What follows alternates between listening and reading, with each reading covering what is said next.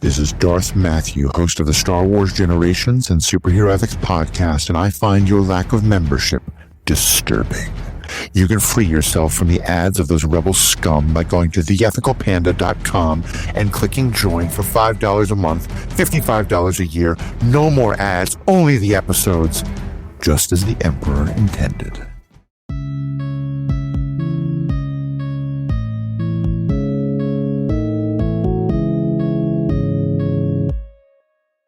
Hello and welcome back to this week's episode of Star Wars Generations podcast.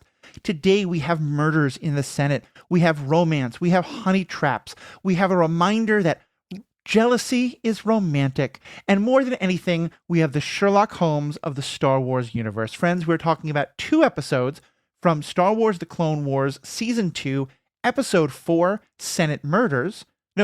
Episode 4, Senate Spy, and Episode 15, Senate Murders, tied together by both of them being about Padme and Anakin and their relationship and murder and all sorts of fun things like that. I'm joined, as always, by Alex and Aaron. How are my co-hosts doing this week? I'm doing okay. Yeah. Nursing So- school has got to me, so Work is Look. exhausting. yeah. But we here. I'm We're excited here. to talk about this. Yeah. We're here. Yeah. We're here talking. And we've got two great episodes today. There's a lot of kind of themes that will carry over, but we're going to talk about them one by one. These are my favorite episodes from Season 2. We're not doing all of the seasons, but for each season of the Clone Wars, each of the three of us is going to pick some of our favorite episodes. We're also going to get some fan favorite episodes in here. And today we're talking about these two. Let's start with Episode 4, Senate Spy. Quick overview of the episode for those who haven't seen it, although hit pause, go watch it. What are you doing with your life?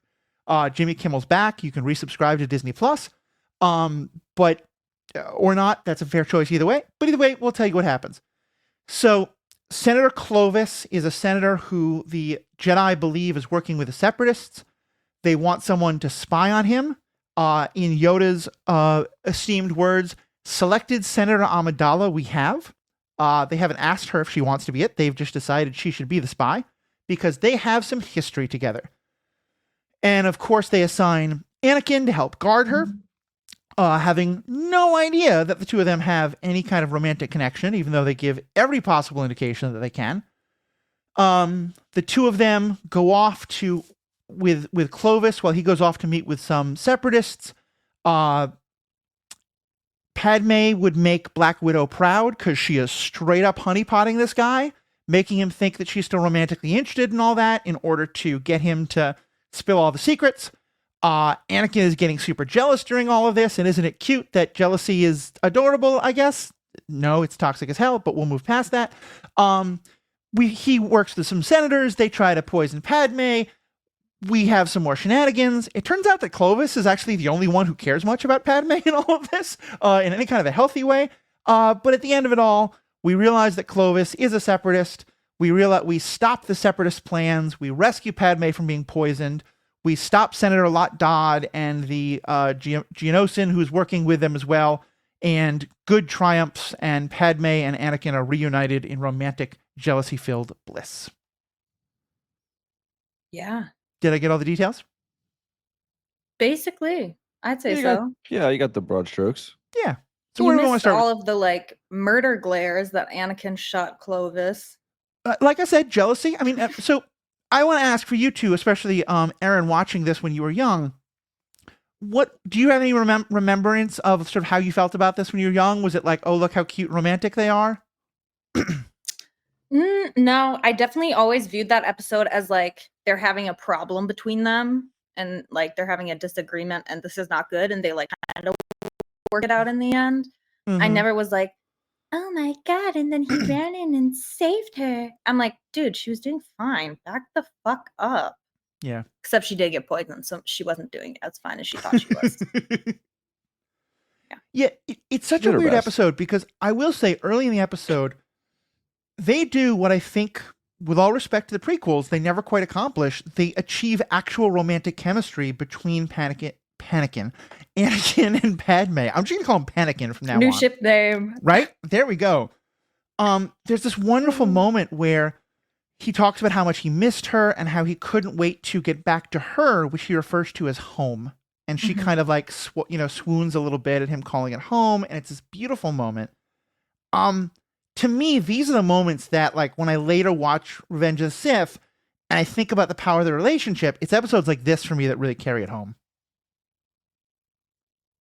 Yeah, I definitely feel like this episode, their relationship was believable. Like you're saying, like, it didn't seem forced. It seemed natural.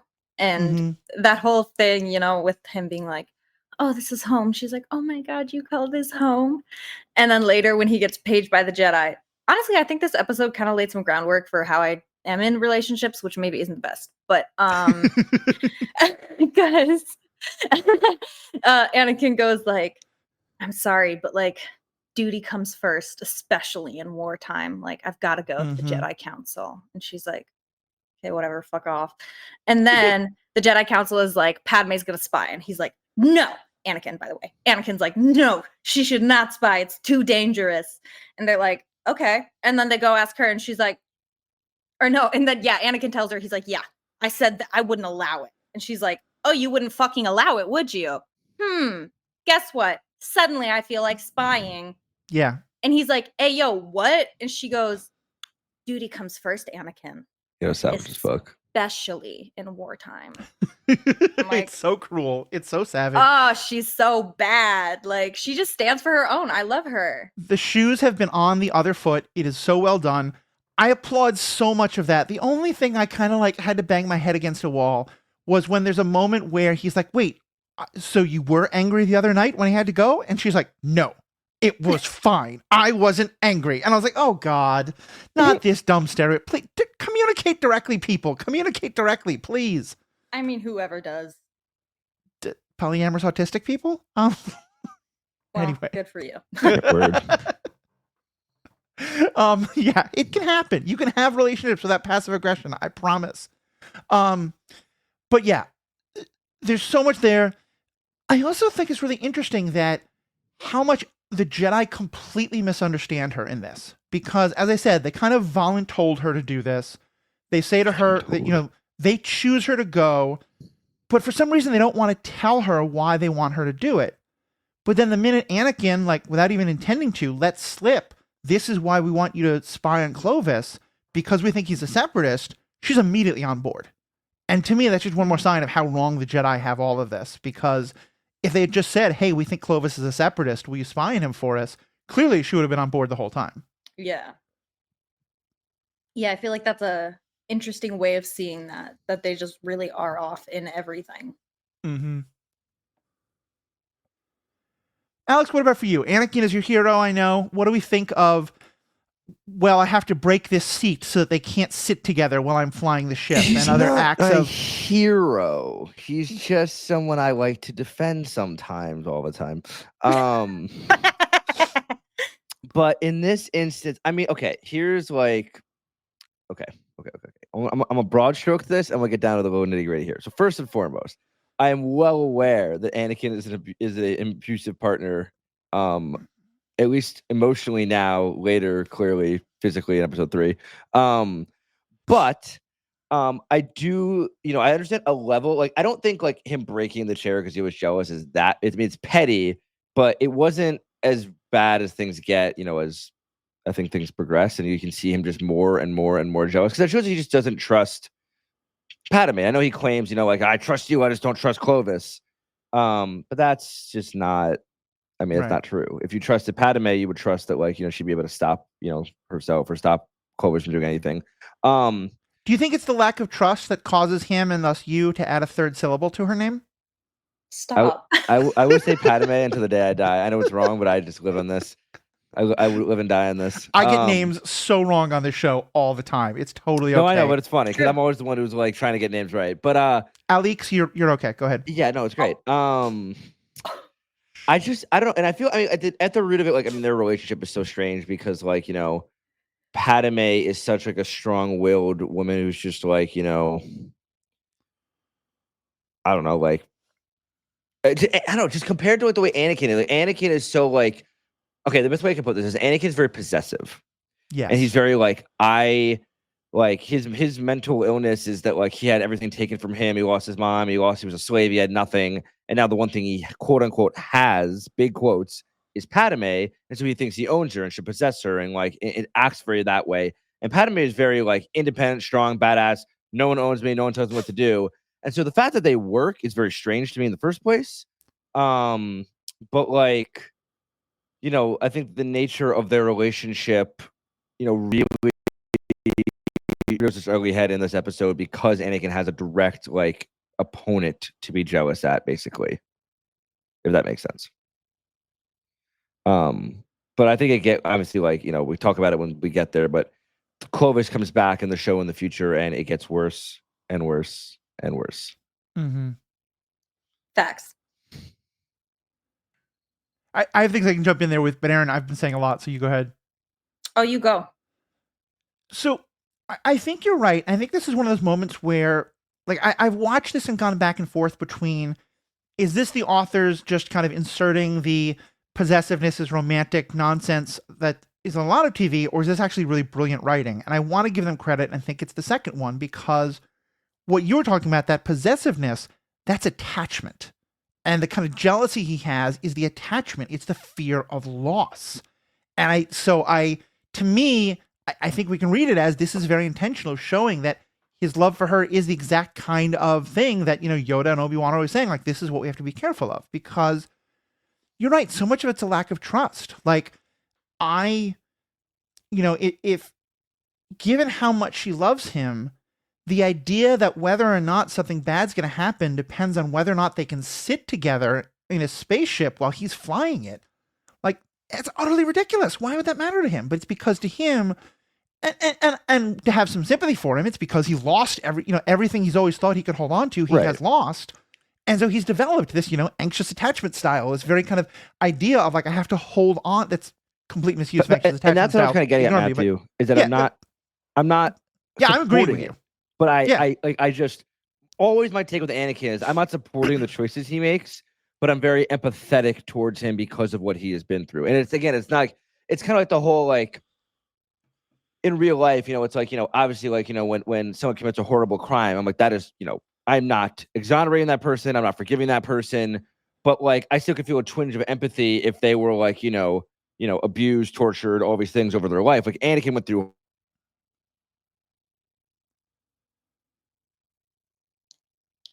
Can you screen grab this moment right now? Obviously, eventually kill children and be abused. Shit. Damn it. I heard that. So close. But I get cut off.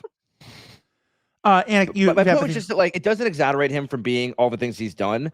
But I think in the grand scheme of things, like, if it was just him being a little petty and jealous, like, breaking the seat and stuff that's technically harmless, I'd probably let it slide because, like, Homeboy's been through a lot. But it's the fact that it's a pattern. It's a symptom of a much larger and much worse pattern that leads to the genocide of billions. That is the problem. Yeah. Yes. Today it's breaking a chair. Tomorrow, the Death Star. Very different thing. I mean, I agree with everything you guys are saying about like empathy does not equal forgiveness. Mm-hmm. And Anakin certainly is I don't want to say he's owed a lot of empathy, but like it's easy to give him empathy because of the way that we're introduced to the character and the way that we follow him. But I think, the distinction is important. We're like watching any of these episodes back now, I'm like, Anakin, you're being a dick. Like, you are an asshole, and I don't know why she is still with you. Because if my partner acted like that, I'd freak the fuck out in public. And like, it would be a whole thing. It'd be a fucking scene. Like, don't speak to me like that. And I like that she has some resistance to it, and we get to see her strong character a little more than we got to see it in episode 3, as in Revenge of the Sith. But yeah, it's I liked how they kind of threw in a baby version of what happens later to kind of like explain to you how things progressed. Yeah. Also, it's a tiny bit off topic, so you can go first if you need to. Go for it. I think Okay. So we've been talking about attachments. And I recently saw a TikTok that was like, Anakin's like, Obi-Wan, I don't understand. Like, why are attachments forbidden? And he's like, oh, like, you just can't, ba-da-ba. And then Anakin's like, what the fuck about Ki-Adi-Mundi, though? Because Ki-Adi-Mundi had, like, 6 wives and a ton of kids because his species was going extinct. And I opened the comments, and somebody said, they never said he was attached to his wives. Facts. I mean, facts. The dude stood on business. Repopulated. He did his duty. Repopulated his species. Yeah, I think about it a lot. Ki-Adi-Mundi father? No. Ki-Adi-Mundi sperm donor? Yes. Facts. The Jedi are like, as long as you are a distant husband and a cold and uninvolved father, you're good. You're fine. Yeah. He said no problem. Exactly. No, and I think you're exactly right. And I love that you brought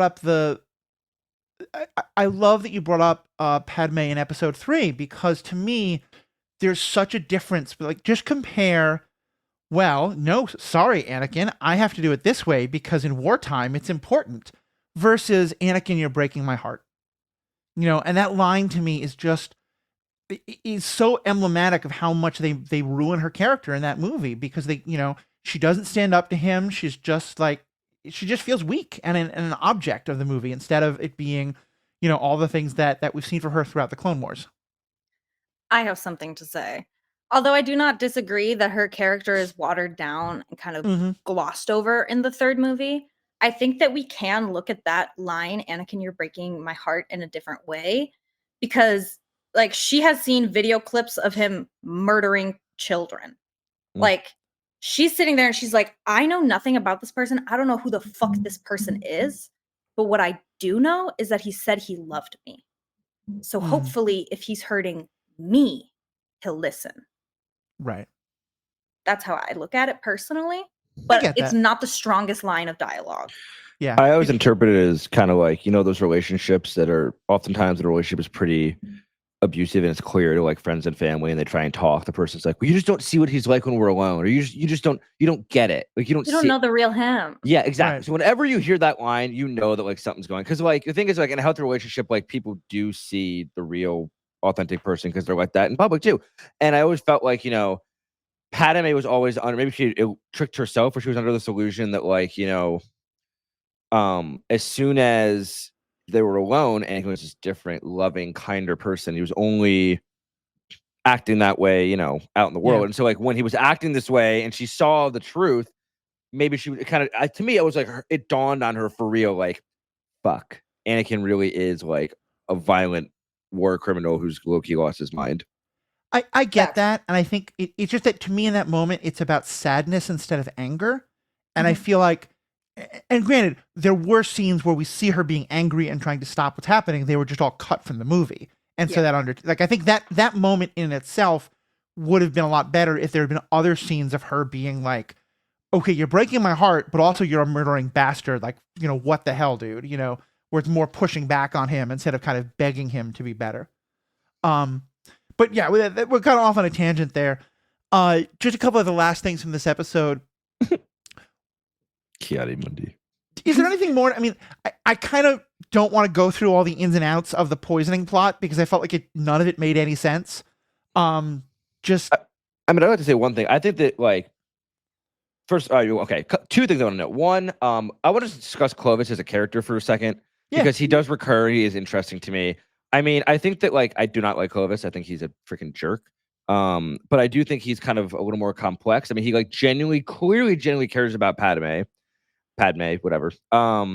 And I don't know, like, he kind of strikes me as like, ethically a little ambiguous. Like, I still think in the end he's out for himself, but like, in this episode, like, it makes it clear that he does have some level of morals that are at least like a little bit higher than the Ki-Adi-Mundi and the other separatists, which, like, the bar is pretty low when you're talking about, like, the separatist leaders in that room. But like, I don't know. And it felt like Padme really did bring out a better side in him, and he really generally wanted to be a good person for her.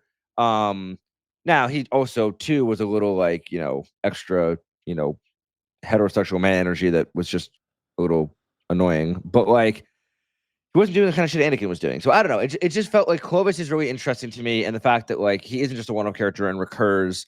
It also gives you a little insight into Padmé's past, like, you know, the fact that they were like flirtatious, like, you know, quasi, you know, I don't know if crushes, whatever you want to call them, when they were young in the Senate. The insinuation is that, like, you know, they were at least, you know, like smooching. I have input into this, Matthew. You've also read the books about Padmé growing up. Were they not smooching? They were not smooching. Oh. He was like helping her with this bill because he was like, and because he believed in the bill, you know, he's still a politician.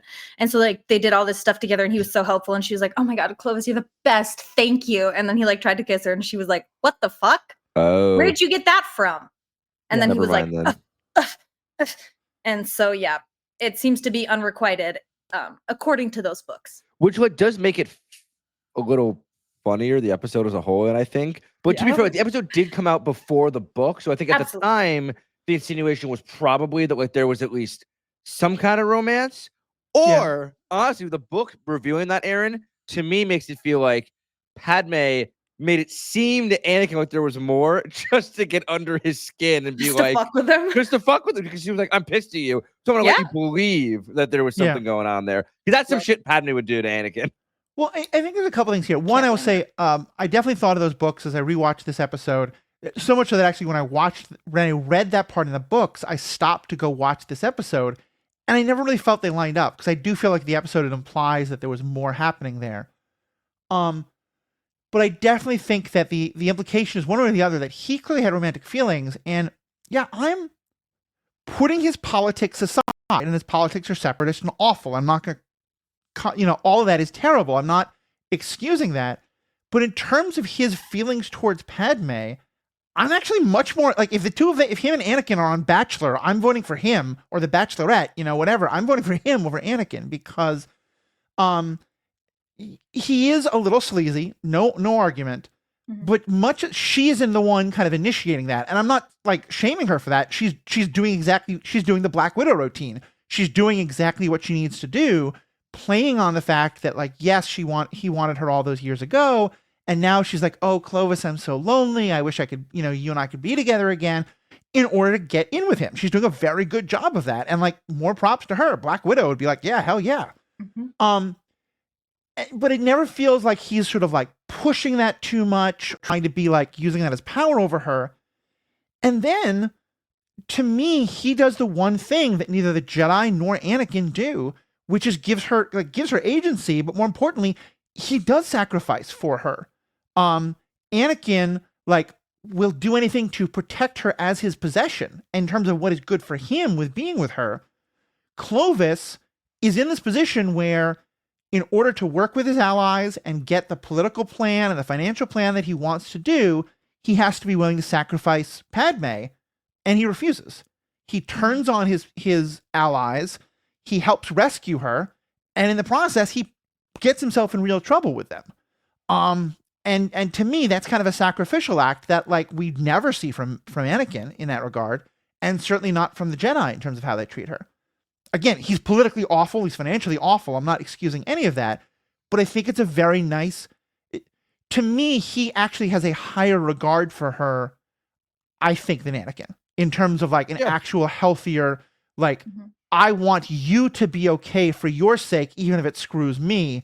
Whereas Anakin wants her as something he is attached to. I have entitled to say. Ew. That's what Anakin acts like. He's entitled to Padmé. Yeah, no. Yeah.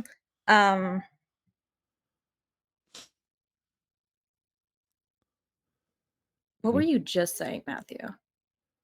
First, can I just say, if you have the ability to go on YouTube, watch this, because your reactions, Aaron, to this, often intentional, have just been fantastic. Yeah, guys. Aaron was acting out some of the romantic comments you were making a while ago, Alex. That was great. Check it all out on YouTube. Anyway, though, I was saying that I think that there's a genuineness towards Clovis's feelings towards her, and that he is willing to sacrifice himself and his own ambitions in order to help save her. I got it. Yeah. I got it. Okay, so big differences in their relationships. When Clovis met Padmé, he got to know Padmé. He spent time with Padmé. Then, you know, they went their separate ways. That's his relationship with Padmé. When Anakin met Padmé, they had this one intense, low-key trauma bonding experience. He did not see her for 10 years. He spent 10 years building the perfect woman in his head. And I know this because I've done that.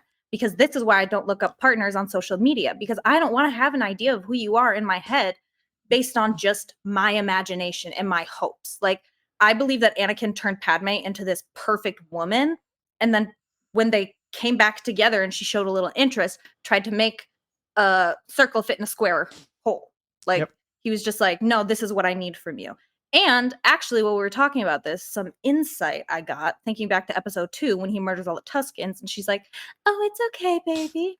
Me, having just gotten out of a very sketchy relationship, I now fully understand how when something happens and you are afraid of that person, you will coddle that person because you're in shock too. And you don't know how to react. Yeah. But you don't want them to be upset at you. And so I think, like, with their whole relationship, it's fawning. With their whole relationship, we see a lot of like trauma responses and like easy flags of like abuse and things like that, which we've been saying this whole episode, but just some things I kind of put together. Yeah. Like, one thing that really strikes me is how at one point he says, you know, you never told me that you and him had like a thing before. And it's funny because he says that at first in front of the Jedi, and the Jedi are like, why would she have told you that? And there it's again like, I don't know, Yoda. Maybe they're boinking. Like, did you ever consider that? Like, total idiots. But yeah, the way she says it, like, to me, this is an animated kids show from 20 years version of him saying, like, oh, I didn't know she had a body count. You know, it's like, it's that exact same thinking of like, suddenly I'm entitled to know about, and I'm entitled to think that you are just like pure and perfect and waiting for me your entire life. Because as you said, he was waiting for her his entire life because he imprinted like a baby duck on her. And yeah, all that goes into this. Yeah, I think it's a brilliant point. And so right on. Yeah.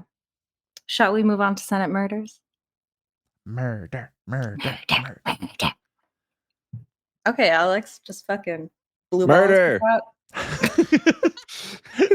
Alex, what happens in the episode Senate Red Murders? Red rum. Yeah, Senate Murders is pretty juicy, honestly. Okay, so hold on a second. I'm having a stroke. I'm trying to remember how it started. I know the whole episode, but do we pan in? Basically, they're in a vote to start with, right?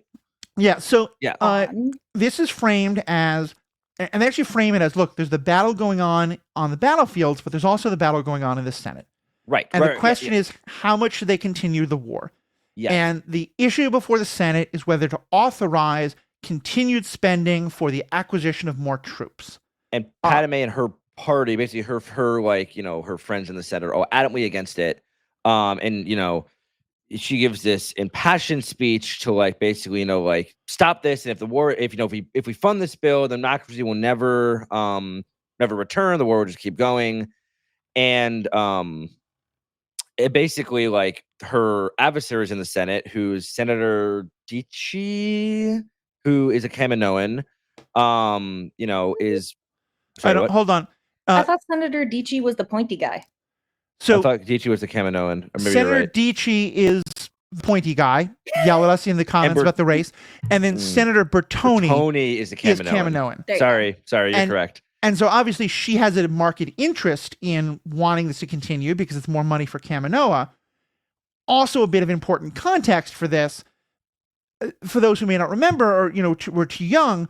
This is all all this show is happening kind of right around the same time as the ongoing wars in Iraq and Afghanistan, where when people started to really try to push back against U.S. involvement in those things, the way that would often manifest itself was over Senate, congressional debates over, do we continue to fund those things, with congressmen who are being directly funded by the military companies being the ones pushing it. So just all that's important context for this. Yeah, and I'll try to give it broader structure. Basically, because of Padme's speech, things are temporarily tabled as they kind of look into it more. And it was Padme, Bail, Mon Mothma, Lolo, and Anaconda. I think Senator Onaconda, who's the Rhodian. Lolo, his assistant. Yeah. And basically, if you don't mind, I'm just going to sum up just because this can get really long. there's a party. Anaconda has a drink, and he turned out he was poisoned. He dies.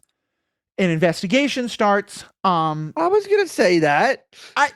Okay, if you can, you have 30 seconds. Go. Okay, yeah. So basically, Anaconda dies from this poison. And there's a inspector that comes in. They're trying to figure out who killed him. And Padmé and seem to think that it's Dici and Bertoni. And they're like, why would we ever kill him? Blah blah blah blah. And essentially, Bale and Padmé start doing their own like recon, trying to figure out what happened. And yada yada, all this stuff happens. And in the end, it ends up being Lolo, one of the fellow senators in that group, who's the one that poisoned Anaconda. And yeah, it's kind of the gist of it. Was that 30 seconds? 30 seconds. Congratulations. Yeah. You got I it in guess 28. last thing, at the very, very end, unfortunately, the clone production bill is indeed passed. Yeah. And the Emperor is all very like, oh, I'm so upset about this happening, but in such a wonderful Palpatine kind of like evil line says, but now that we senators have more protection, shouldn't our troops have that as well? Mm. Yeah. Always thinking of the people, that Palpatine. Mm-hmm. So yeah, what do we think of this episode? I like this episode. A good old whodunit in the middle of Star Wars. I always thought that Inspector looked a lot like that egg fucker from Mario Kart. Yoshi? No! The guy that looks like an egg. He's like a villain. Oh. Okay, so when you mean egg fucker, you mean a fucker who looks like an egg. Correct. Because Yoshi's the egg fucker. Oh my god. You guys have dirty minds. No, I don't know what you were talking about. I don't playing the game Super Smash Brothers growing up, Yoshi would ingest a person and spit out an egg. So I just I got nothing.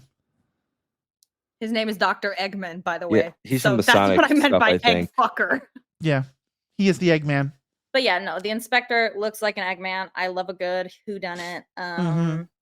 I also like a little more Bale action, Bale Padmé. I always like when we get to see their interactions, because honestly, growing up watching this show, nothing was clicking as far as like Bale Organa, Leia Organa, because like that's Princess Leia. I'm just a little kid, like I don't really know her last name. I don't really care.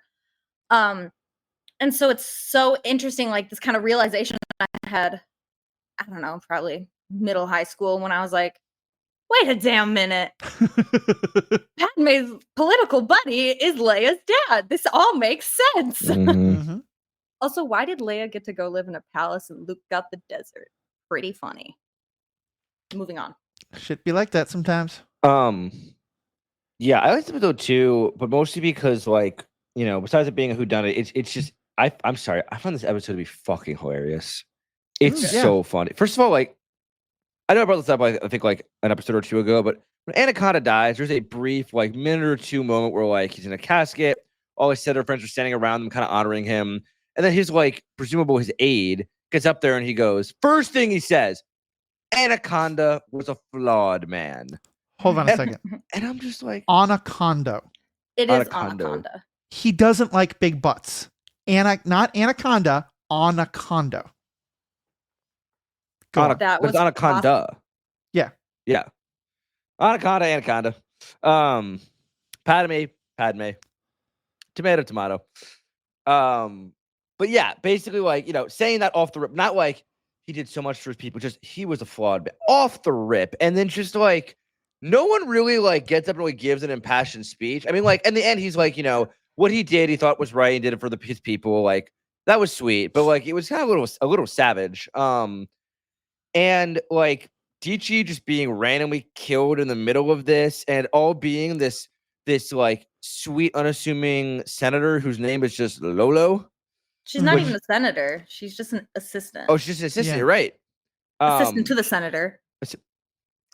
Assistant to the regional senator. And it's, I don't know, it's this whole thing has always just been funny to me. And also, like, I don't know, like the old Kaminoan senator, her being like, what? I want to kill him. Every time he said something, it was a new tagline for our advertising campaign. I'm just like, why are we bullying this man? He's dead.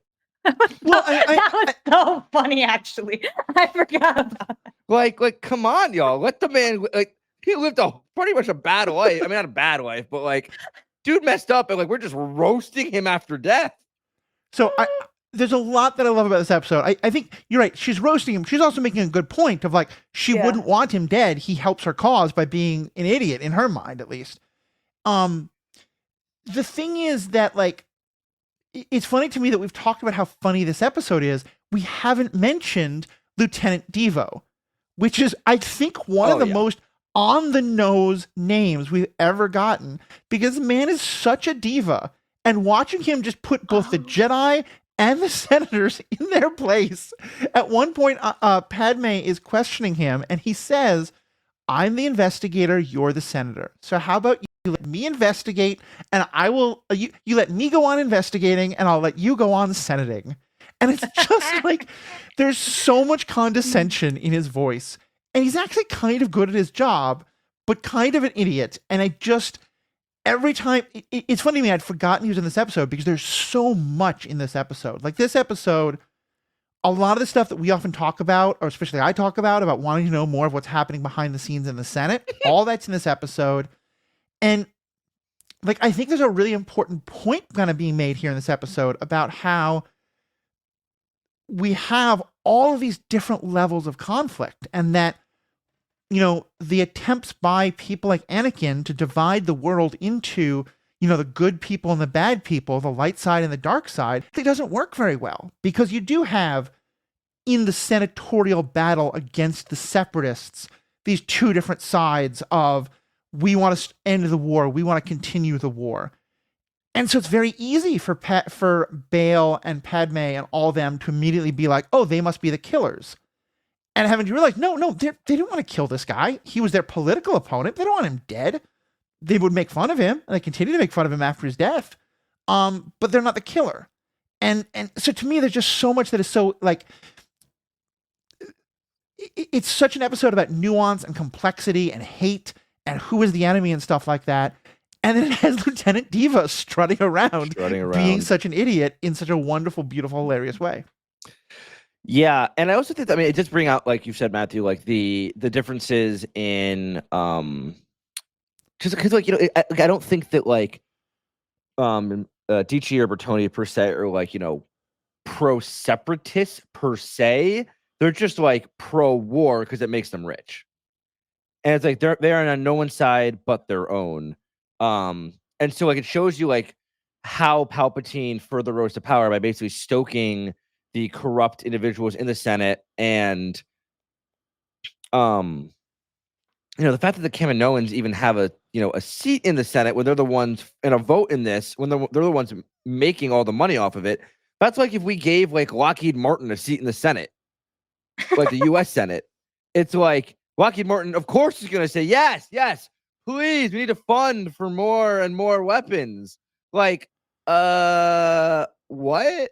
Well, and you say that like it's a hypothetical, and I said, at the time this movie was at the time these episodes were happening, we had a vice president who had been, I think it still had stock in Halliburton, one of the biggest weapons companies out there, or they were somehow connected to, like, profiting off of the war in Iraq. I don't remember exactly how, but yeah, like, and we still do that today. And I think you're right also that I think I've said before that I don't like the end of the second prequel movie, Attack of the Clones, because to me, I think there's something really important about having people who absolutely think they're doing the right thing, even though they're playing into the hands of the evil conspiracy.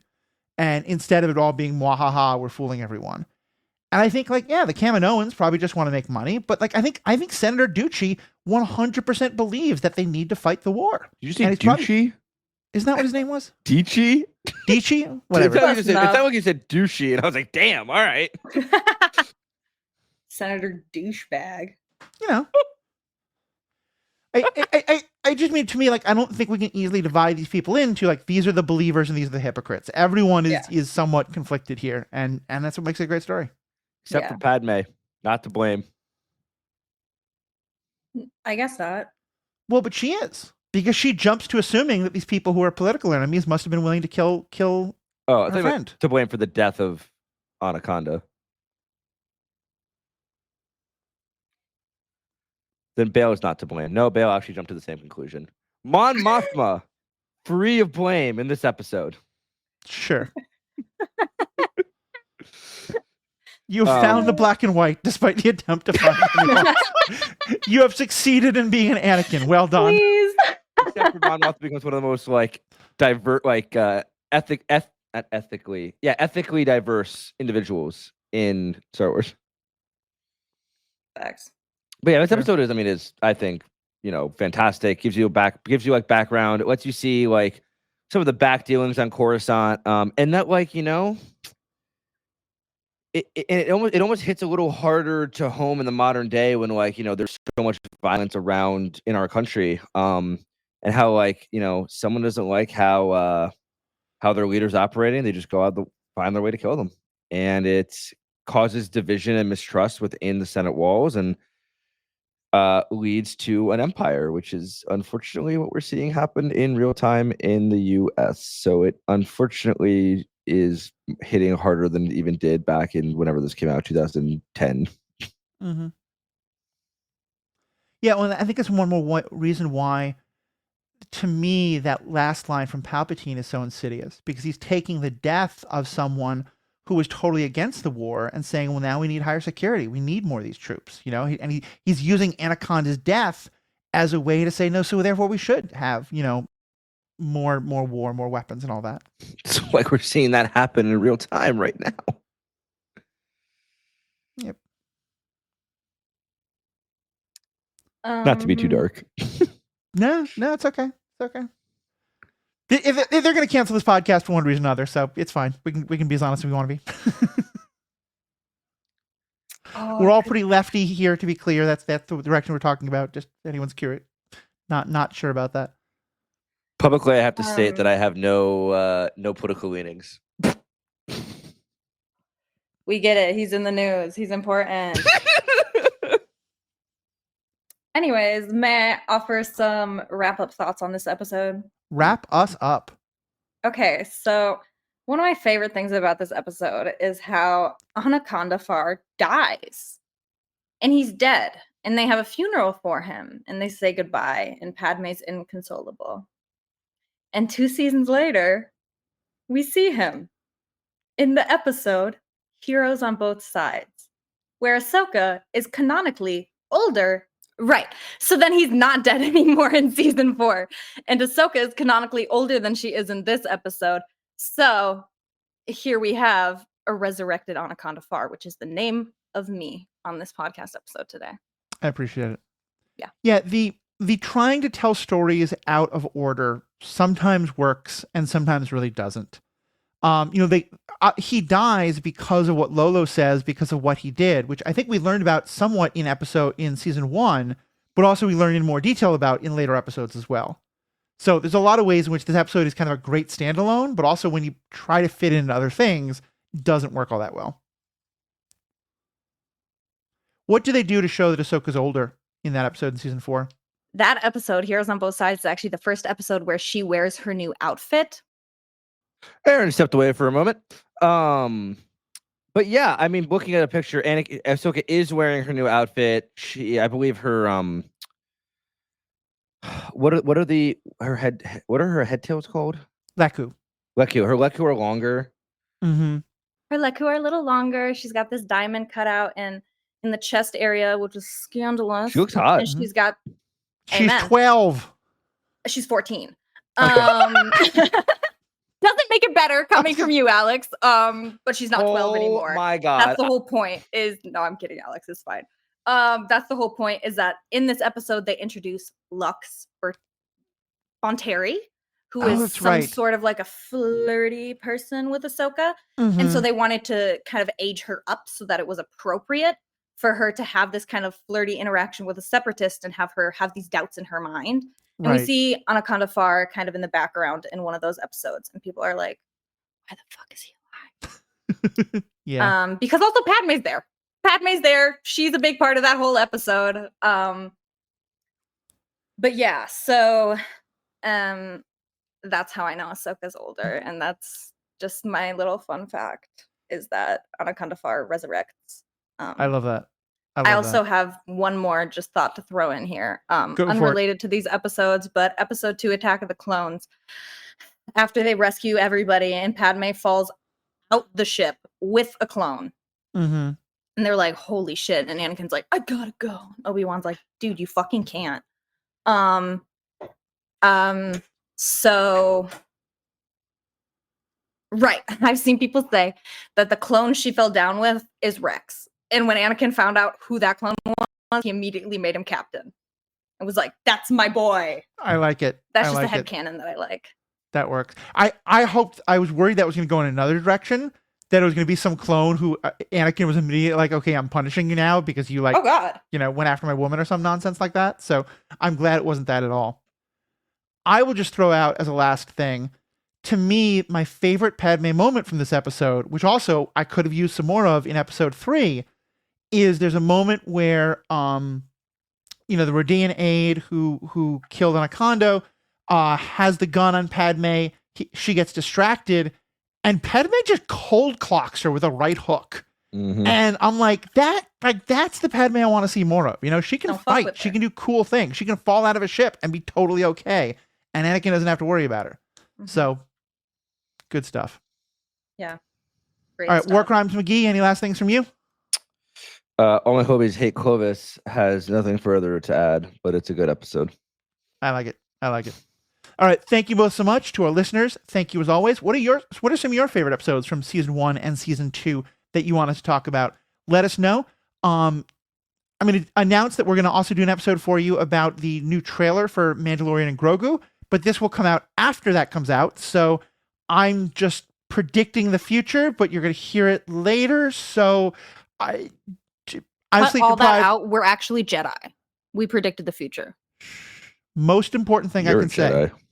Let's go Mets. I'm a Sith. I'm kidding. I'm kidding.